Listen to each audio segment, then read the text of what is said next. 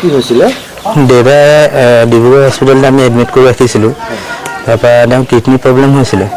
তাৰপৰা kidney problem হোৱাৰ পৰা আমি সেইদিনাখন দেখাই মেলি দৰৱ পাতি ট্ৰিটমেণ্টতে চলি আছে তেওঁ।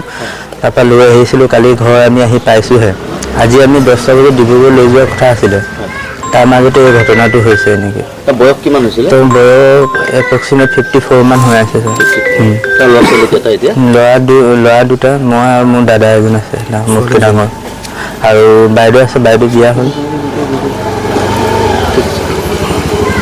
নহয়, সঁচাকৈ আজি এটা দুখৰ দিন। আমাৰ অসমীয়াৰ আচলতে বিহুৰ দিনাখনেই আমি দিলীপ দাক এনেধৰণে হেৰুৱাই সঁচাকৈ আমি অসমীয়া যুৱ মঞ্চৰ লগতে শিৱসাগৰবাসী হিচাপে আমি দুখ অনুভৱ কৰিছোঁ।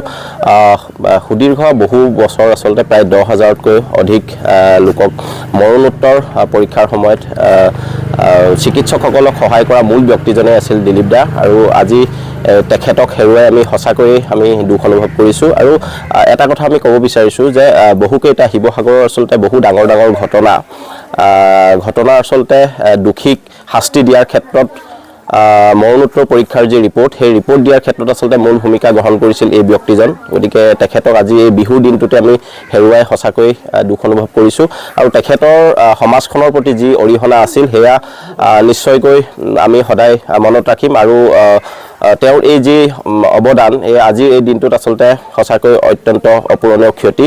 আমি এই চৰকাৰলৈ আহ্বান জনাইছোঁ যে এনেধৰণৰ ব্যক্তিক আচলতে চৰকাৰৰ ফালৰ পৰা আচলতে স্বীকৃতি প্ৰদান কৰিব লাগে। আৰু শেহতীয়াকৈ শিৱসাগৰৰ এটা অনুষ্ঠানে তেখেতক আচলতে ৰাইজৰ মাজলৈ অনাৰ চেষ্টা কৰিছিল। যিহেতু তেখেতে যথেষ্ট এনেধৰণৰ কামৰ লগত যদিও জড়িত, তেখেত কিন্তু প্ৰচাৰৰ আঁৰত থকা এজন ব্যক্তি, কোনোদিন তেওঁ প্ৰচাৰৰ বাবে আগবাঢ়ি অহা নাছিল। গতিকে আমি শিৱসাগৰৰ বিভিন্ন ৰাইজলৈ আমি অনুৰোধ জনাইছোঁ, গতিকে তেখেতৰ পৰিয়ালটোৰ কাষত থিয় দিব লাগে এই বিপদৰ সময়ত। আৰু আমি শেষত অসমীয়া যুৱ মঞ্চৰ তৰফৰ পৰা দিলীপ দাৰ আত্মাৰ চিৰশান্তি কামনা কৰাৰ লগতে শোকসন্তপ্ত পৰিয়ালবৰ্গলৈ আমি গভীৰ শ্ৰদ্ধাঞ্জলি জ্ঞাপন কৰিছোঁ।